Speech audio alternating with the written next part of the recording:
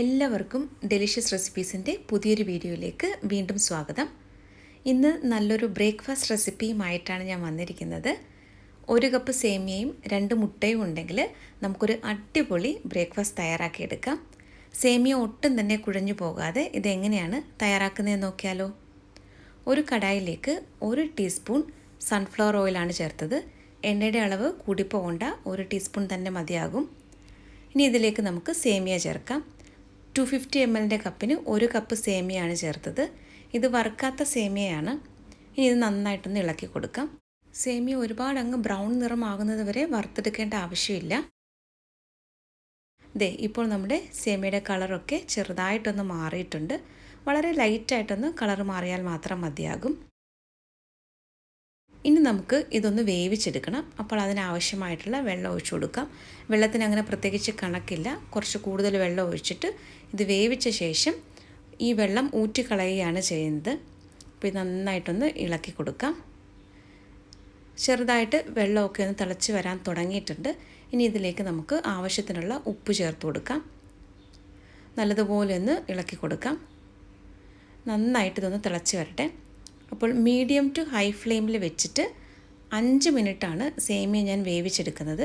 ഇത് ഒരുപാട് വെന്ത് കുഴഞ്ഞു പോവരുത്. ഫ്ലെയിം ഓഫ് ചെയ്ത ശേഷം ഞാനിതൊരു സ്ട്രെയിനറിലേക്ക് മാറ്റിയിട്ടുണ്ട്. ഇനി ഇതിന് മുകളിലായിട്ട് കുറച്ച് പച്ചവെള്ളം കൂടി ഒഴിച്ചു കൊടുക്കാം. സേമിയ ഒട്ടും തന്നെ ഒട്ടിപ്പിടിക്കാതിരിക്കാൻ വേണ്ടിയിട്ടാണ് ഇങ്ങനെ പച്ചവെള്ളം ഒഴിച്ചു കൊടുക്കുന്നത്. അപ്പോൾ ഇത് നമുക്കൊന്ന് മാറ്റി വയ്ക്കാം. ഇനി ഇതിൻ്റെ ബാക്കി പ്രിപ്പറേഷൻ എങ്ങനെയാണെന്ന് നോക്കാം. അതേ കടായിലേക്ക് കുറച്ച് സൺഫ്ലവർ ഓയിലാണ് ചേർക്കുന്നത്. വളരെ കുറച്ച് എണ്ണ ഒഴിച്ചാൽ മതിയാകും. ഇനി ഇതിലേക്ക് 2 മുട്ടയാണ് ചേർക്കുന്നത്. ഈ മുട്ട ഇനി നമുക്കൊന്ന് സ്ക്രാമ്പിൾ ചെയ്തെടുക്കണം. ഇതിലേക്ക് 2 നുള്ളു ഉപ്പും 2 നുള്ളു കുരുമുളക് പൊടിയും കൂടി ചേർക്കാം. ഇനി ഇത് നല്ലതുപോലെ ഒന്ന് സ്ക്രാമ്പിൾ ചെയ്തെടുക്കാം. സ്ക്രാമ്പിൾ ചെയ്തെടുത്തിട്ട് നമുക്കിതൊരു പ്ലേറ്റിലേക്ക് മാറ്റി വയ്ക്കാം. അതേ കടായിലേക്ക് തന്നെ കുറച്ച് സൺഫ്ലവർ ഓയിൽ ഒഴിച്ചു കൊടുക്കുകയാണ്. എണ്ണയൊന്ന് ചൂടായി വരുമ്പോൾ നമുക്കിതിലേക്ക് 2 വെളുത്തുള്ളി അരിഞ്ഞതാണ് ഇപ്പോൾ ചേർക്കുന്നത്. വെളുത്തുള്ളി ഒരുപാട് അങ്ങ് വഴറ്റി ബ്രൗൺ ഷെയ്ഡൊന്നും ആക്കേണ്ട ആവശ്യമില്ല. ചെറുതായിട്ടൊന്ന് വഴറ്റിയെടുത്താൽ മാത്രം മതിയാകും. ഇനി ഇതിലേക്ക് ഒരു പച്ചമുളക് വളരെ ചെറുതായിട്ട് അരിഞ്ഞതും കൂടി ചേർക്കാം. നന്നായിട്ടൊന്ന് വഴറ്റിയെടുക്കാം. അടുത്തതായിട്ട് ഇതിലേക്ക് ചേർക്കുന്നത് സവാളയാണ്.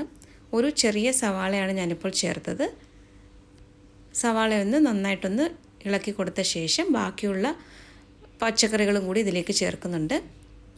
പകുതി ക്യാരറ്റും പകുതി ക്യാപ്സിക്കവുമാണ് ഞാനിപ്പോൾ ഇതിലേക്ക് ചേർക്കുന്നത്. ഈ വെജിറ്റബിളൊക്കെ ചേർത്തിട്ട് തീ കൂട്ടി വെച്ചിട്ടാണ് ഇതൊന്ന് വഴറ്റിയെടുക്കേണ്ടത്. അപ്പോൾ വെജിറ്റബിൾ ഒരുപാട് അങ്ങ് വെന്ത് കുഴഞ്ഞൊന്നും പോകേണ്ട ആവശ്യമില്ല. അപ്പോൾ തീ കൂട്ടി വയ്ക്കുക. എന്നിട്ടൊരു 2 മിനിറ്റ് ഇതുപോലെ ഒന്ന് വഴറ്റിയെടുത്താൽ മാത്രം മതി. ആവശ്യത്തിനുള്ള ഉപ്പും കൂടി ചേർത്ത് കൊടുക്കാം. നന്നായിട്ടൊന്ന് മിക്സ് ചെയ്തെടുക്കാം. ഇതിലേക്ക് ഞാൻ സോയാ സോസോ ടൊമാറ്റോ കെച്ചപ്പോ ഒന്നും തന്നെ ചേർക്കുന്നില്ല. 1/2 ടീസ്പൂൺ കുരുമുളക് പൊടി മാത്രമാണ് ഇതിലേക്ക് ചേർക്കുന്നത്. എല്ലാം കൂടി നന്നായിട്ടൊന്ന് ഇളക്കി യോജിപ്പിച്ചെടുക്കാം. അതിനുശേഷം നമുക്ക് വേവിച്ച് വെച്ചിരിക്കുന്ന സേമിയാണ് ഇതിലേക്ക് ചേർക്കുന്നത്. സേമിയ വറുത്തെടുത്ത സമയത്ത് 1 ടീസ്പൂൺ എണ്ണ ചേർത്തിട്ടുണ്ടായിരുന്നു.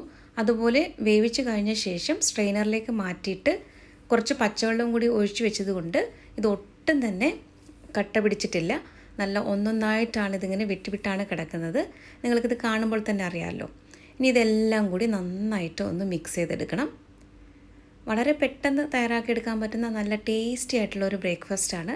അപ്പോൾ എല്ലാവരും ഇതുപോലെ ഒന്ന് തയ്യാറാക്കി നോക്കണം. തയ്യാറാക്കി നോക്കിയിട്ട് ഫീഡ്ബാക്ക് കൂടി തരാനായിട്ടും മറക്കരുത്. അപ്പോൾ ഇത് നല്ലതുപോലെ ഒന്ന് മിക്സ് ചെയ്തെടുത്ത ശേഷം നമുക്ക് മുട്ടയും കൂടി ഇതിലേക്ക് ചേർത്ത് കൊടുക്കാം. കുറച്ച് മല്ലിയിലയും കൂടി ചേർക്കുന്നുണ്ട്. ഇതെല്ലാം കൂടി നല്ലതുപോലെ ഒന്ന് മിക്സ് ചെയ്തെടുത്തു കഴിഞ്ഞാൽ നമ്മുടെ അടിപൊളി ബ്രേക്ക്ഫാസ്റ്റ് ഇവിടെ റെഡിയാകും. അപ്പോൾ ഇന്നത്തെ റെസിപ്പി എല്ലാവർക്കും ഇഷ്ടമായി കാണുമെന്ന് കരുതുന്നു. നമ്മുടെ ചാനലിലെ റെസിപ്പികളൊക്കെ ഇഷ്ടമാകുന്നുവെങ്കിൽ ചാനൽ കൂടി ഒന്ന് സബ്സ്ക്രൈബ് ചെയ്തിട്ട് സപ്പോർട്ട് ചെയ്താൽ വളരെ നന്നായിരുന്നു. അപ്പോൾ മറ്റൊരു നല്ല റെസിപ്പിയുമായിട്ട് വീണ്ടും വരാം. താങ്ക്